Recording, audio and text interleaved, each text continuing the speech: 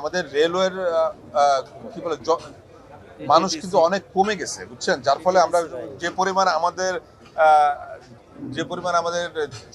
দেওয়া উচিত, যে পরিমাণ মানুষ দেওয়া উচিত, আমাদের ওই পরিমাণ মানুষ নেই। তো আমরা এখন এখান থেকে সবার কাছ থেকে শুনে যে তারপর আমরা মোটামুটি যেটা বেস্ট হয় গাজীপুরের জন্য ওইটাই আমরা করব।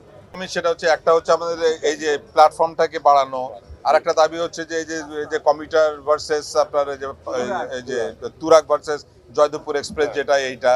আর একটা দাবি হচ্ছে যে ওই যে ওখানে যে বাইপাস যেটা, হ্যাঁ। তো এইগুলো সবগুলোই আমরা নিয়ে যাচ্ছি আজকে, এটা দেখার জন্য অ্যাকচুয়ালি আসলাম। আমরা তিনজনে আমরা এখানে দেখার জন্য এটা আসলাম। তো আমরা এটা নিয়ে যেয়ে তারপর আমরা ওখানে চিন্তা করে দেখবো যেটা বেস্ট হয় কিভাবে।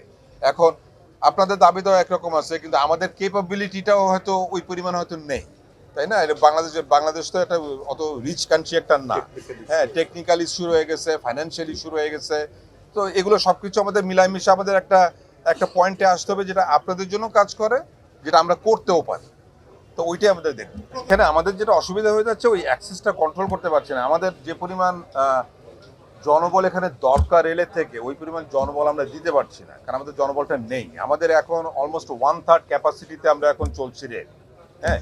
তো এইটা যতদিন পর্যন্ত না বাড়ে ততদিন পর্যন্ত হয়তো পুরা সার্ভিসটা আমরা দিতে পারবো না। তবে এসে যাবে।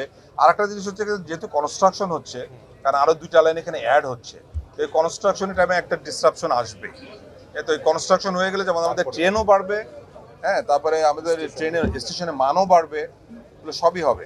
তো একটু একটু আমাদেরকে একটু সময় দিতে হবে। যাত্রী সেবার জন্য রেলওয়ে কিন্তু অনেক লসে আছে, হ্যাঁ। তো আমরা ওটা আমাদেরকে দেখতে হবে যে যাতে এত ভাড়া না হয় যেটা আপনাদের সবার কষ্ট হবে দিতে, আবার এরকম ভাড়াও যেন না হয় যেটাতে আমরাও পারবো না সার্ভিসটা দিতে। তো একটা জায়গায় মিট করতে হবে যেখানে দুইটাই সম্ভব। তা আমাদের তো মনে হয় 2016 পরে আর ভাড়া বাড়েনি, আমাদের ভাড়া বাড়েনি। সবকিছুর দাম বেড়েছে, তেলের দাম বেড়েছে, গাড়ি চালাতে তেল লাগে। আমরা কিন্তু ভাড়া বাড়াইনি, আপনাদের কথা ভেবেই কিন্তু আসলে।